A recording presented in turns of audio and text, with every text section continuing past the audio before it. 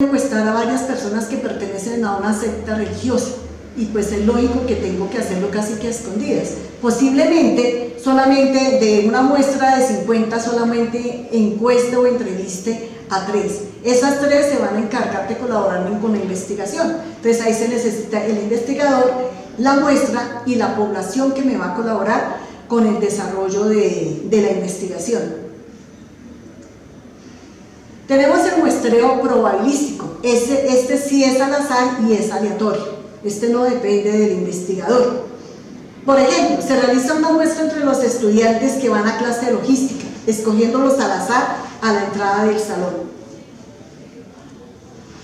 Dentro de este muestreo probabilístico tenemos varios tipos. Está el muestreo aleatorio simple. Cada elemento de la población tiene la misma posibilidad de ser seleccionado. Se puede determinar como un proceso a través de balotas, números o de una lotería.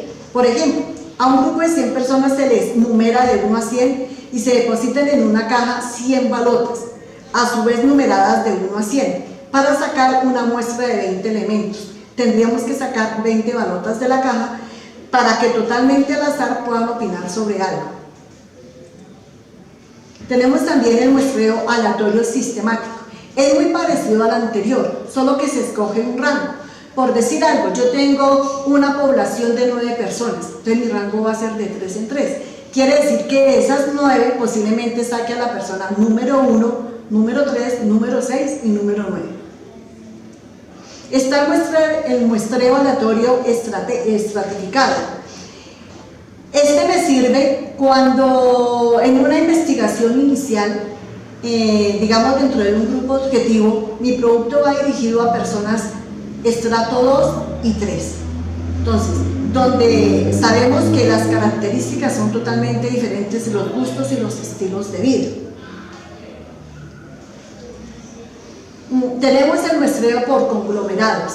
Este se utiliza cuando tengo diferentes clientes, por decir algo. Mis clientes pueden ser personas naturales, jurídicas, colegios, cooperativas, y cada uno de ellos, pues lógico que tiene una característica diferente. Entonces, a cada uno de ellos debo hacerle la investigación por aparte. ¿Qué se debe tener en cuenta en el diseño del cuestionario? Especificar la información que se necesita, especificar el tipo de entrevista o de encuesta, determinar el contenido de las preguntas, diseñar las preguntas, decidir la estructura de las preguntas, definir la redacción de las preguntas, darle un orden adecuado a las preguntas, identificar el formato y su diseño, reproducir el cuestionario y realizar la prueba piloto. Tenemos varios tipos de preguntas. Tenemos las preguntas abiertas y las preguntas cerradas. Dentro de las preguntas cerradas encontramos 3. Una de ellas es la opción múltiple. Son preguntas estructuradas que especifican alternativas de respuestas y permiten que el entrevistado seleccione una o varias alternativas. Por ejemplo, ¿cuántas veces al mes va a una sala de cine? ¿Diario, semanal, quincenal? En caso de que yo quiera determinar la rotación de este servicio. Están las dicotómicas. Son preguntas cerradas en donde el entrevistado solo tiene 2 opciones de respuesta. Por ejemplo, ¿conoce usted los mercados Pepito Pérez? ¿Sí o no? Otro tipo de preguntas cerradas son las de escala de Likert. Son preguntas diseñadas en una escala de valoración para medir actitudes o reacciones, como por ejemplo, de 1 a 5, escala de acuerdo, en desacuerdo, de acuerdo, escala de satisfacción, insatisfecho, satisfecho, escala de frecuencia, nunca, siempre, escala de oposición, en contra o a favor. Un ejemplo concreto de esta escala es, por ejemplo, cuando usted adquiere un televisor Sony, queda insatisfecho, poco satisfecho, medianamente satisfecho. Encontramos también las preguntas abiertas. Este tipo de pregunta es la más compleja de utilizar en un cuestionario. Sin embargo, no puede dejar de utilizarse ya que permite conocer a fondo los conceptos de los entrevistados. Por ejemplo, ¿en qué medio de transporte preferiría viajar? Pero es aconsejable utilizar más preguntas cerradas en la encuesta, mientras que en una entrevista pues esta sí se presta para que usted haga preguntas abiertas. Vamos a ver el formato. No existe un formato estándar para el diseño de los cuestionarios. Lo importante es que su diseño sea atractivo, fácil de entender y muy profesional. Se recomienda para un cuestionario, en el caso de las encuestas, que no sea más de 10. Menos de 10, pues, me parece que le faltaría información. Más de 10, de pronto hasta 15. De todas formas, usted debe hacer las preguntas que lo lleven a resolver el problema inicial, pero pues no hacerlas ni tan corticas ni tan extensas.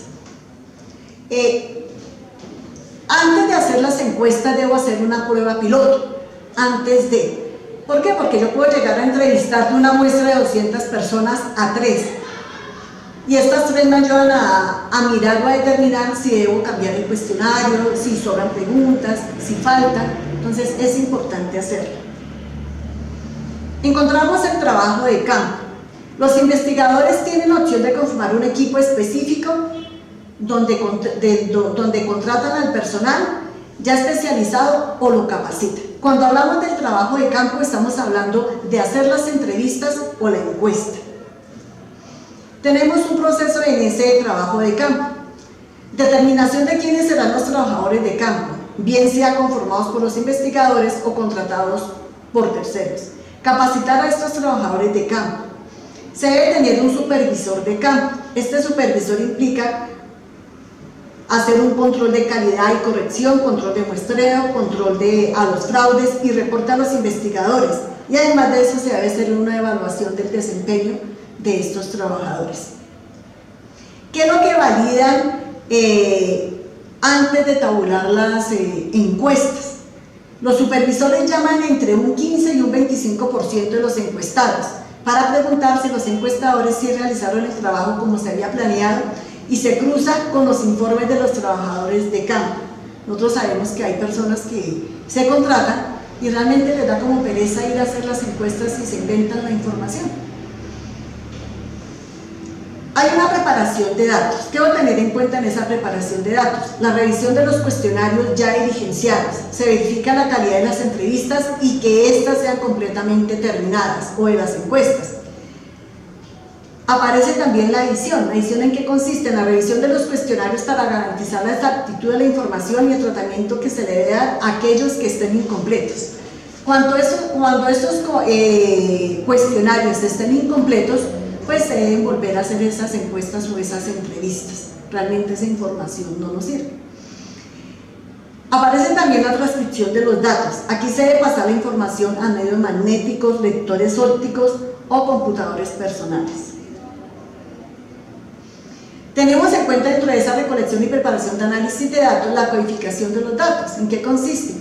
Consiste en colocarle un número a cada una de las preguntas para identificarlas en el momento que yo vaya a tabularlas.